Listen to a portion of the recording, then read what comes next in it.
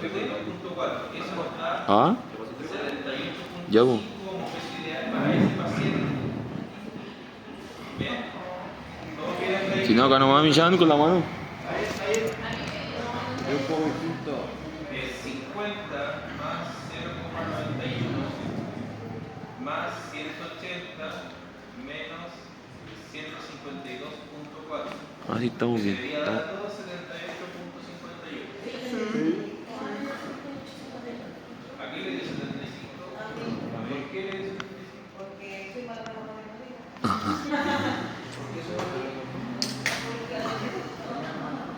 Bien.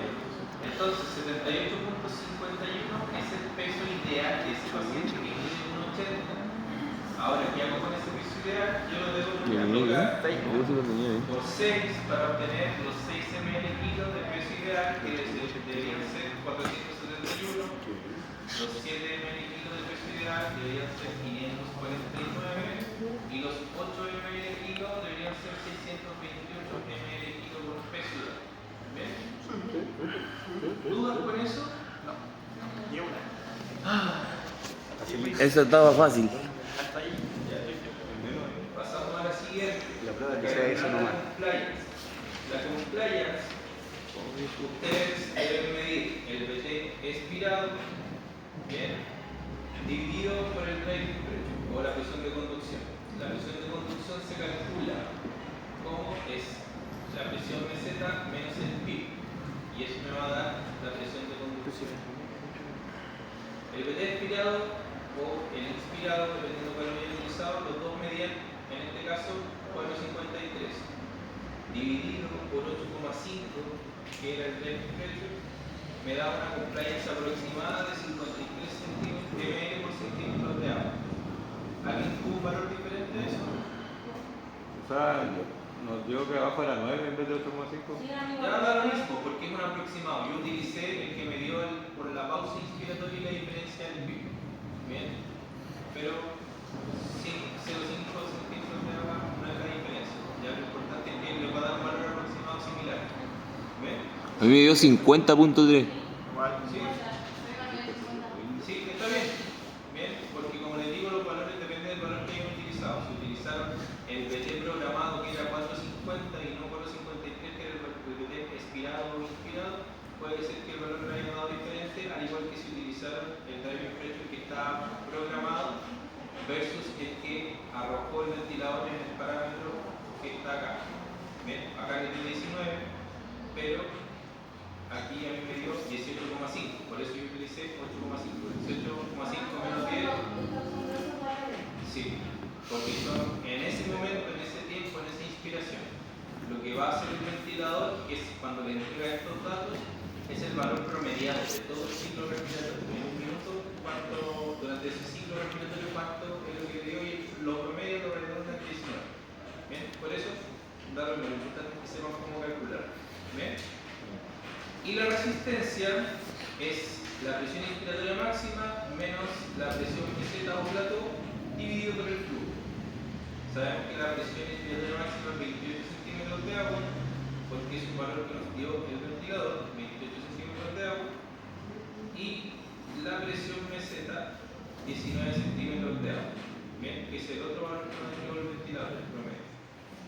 Dividido por el flujo, que era 35.1 litros por minuto. Recuerden que yo les dije en clase que el flujo para esta ecuación de resistencia debía estar en litros por segundo, y para ello tenía que dividirlo por 60 o multiplicarlo por 0,6, dando como resultado 9 centímetros de agua dividido por 0,585 litros por segundo, y ese resultado de la ecuación me da 15 centímetros de agua por litro por segundo.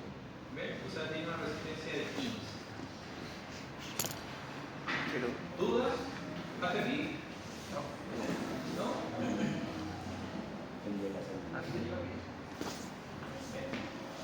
La pregunta 3.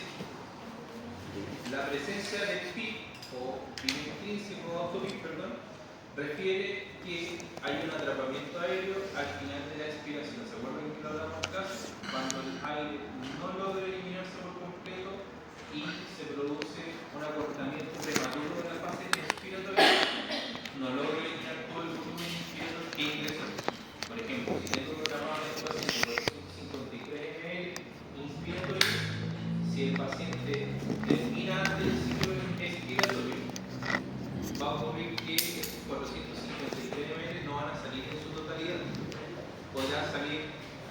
380, 390 y el resto de ml que quedan adentro se van acumulando y eso va generando autopip.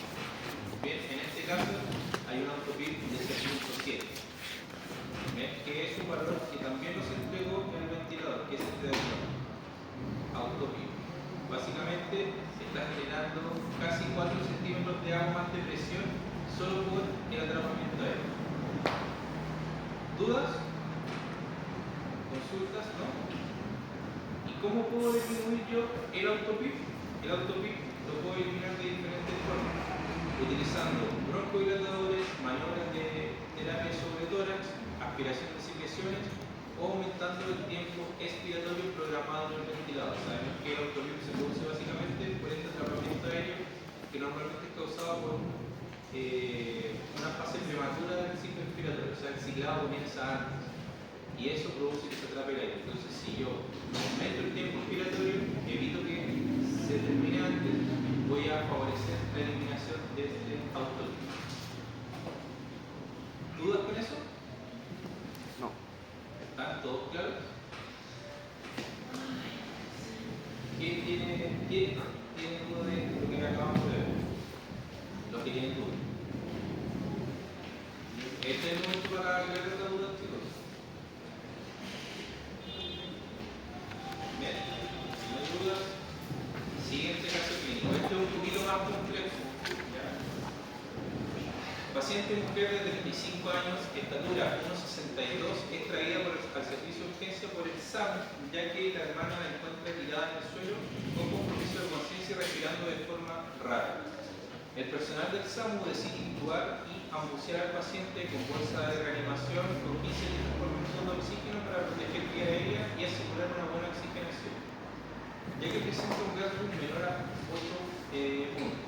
Al llegar a urgencia se toman gases arteriales con un pH de 7,0, una PaO2 de 60 milímetros de mercurio, una PaCO2 de 110 milímetros de mercurio y un bicarbonato de 19 milímetros de mercurio. Se decide ingresar a UCI para mayor que estudie patología y explique su comportamiento clínico, antecedentes mórbidos, hipertensa, obesidad tipo 2 y diabetes mellitus en estudio. La programación inicial de este paciente es la siguiente: FIO2 al 30%, PIB de 10 centímetros de agua, un BT de 430 ml y una frecuencia respiratoria de 34 respiraciones por minuto. Los valores obtenidos son los siguientes: presión pico de 44, presión meseta de 44, presión media de 10, el PIB 10 que es el PIB programado, no hay autopip, ya, autopip de 0, flujo inspiratorio 167 litros por minuto, BT 430, tanto el inspiratorio como el expiratorio, que es el que yo programo. Bien, frecuencia de 34, tiempo inspiratorio de 0,59, tiempo expiratorio de 1,18 y relación IE 1:2. Vemos que la presión meseta, al calcularla, hago la pausa inspiratoria y en el gráfico de presión tiempo me da que es muy similar a la presión pico, o sea que me da aquí, según esto, 43.1. Según la gasometría arterial, con esa programación, el paciente tiene una PaO2 de 35.2 milímetros de mercurio y una PaCO2 de 87,5 milímetros de mercurio. Preguntas. Esta ya se la saben, es fácil. Calcular el BT para 6, 7 y 8 ml de peso ideal. Calcular compliance, solo la compliance. Pregunta 3. ¿Cuál cree usted que sería el posible diagnóstico? ¿Qué tipo de trastorno es el que afecta al paciente y por qué? Justifico su respuesta.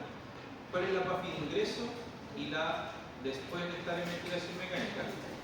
Según los datos entregados por el ventilador mecánico y los conceptos de protección pulmonar vistos en clases, el paciente está siendo ventilado de forma protectora, justifique. ¿Cómo podría optimizar la ventilación mecánica considerando los parámetros de protección pulmonar según el estudio de Marcelo Amato? Y la última, según los resultados de gasometría arterial obtenidos, ¿cómo podría mejorar